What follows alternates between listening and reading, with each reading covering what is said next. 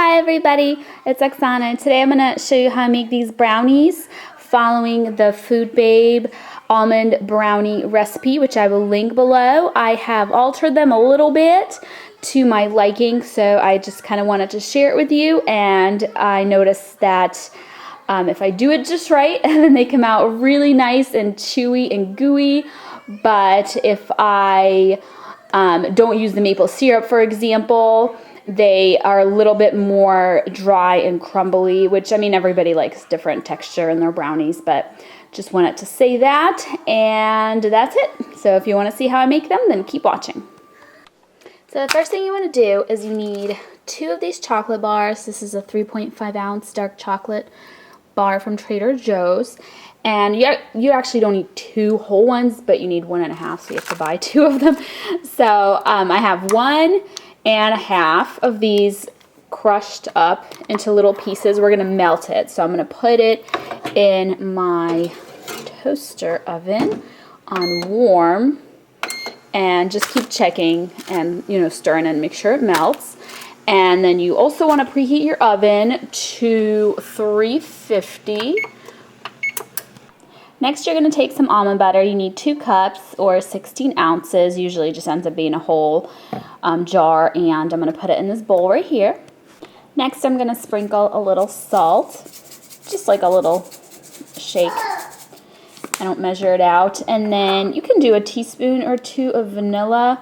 Again, this is something I kind of eyeball as well. Now I'm adding 1 teaspoon of baking soda. And now you need 1 cup of sugar. What I like to do for the sugar is I do half a cup of the coconut sugar, and I do kind of not very full, half cups, but I then also take half a cup of some maple syrup as well.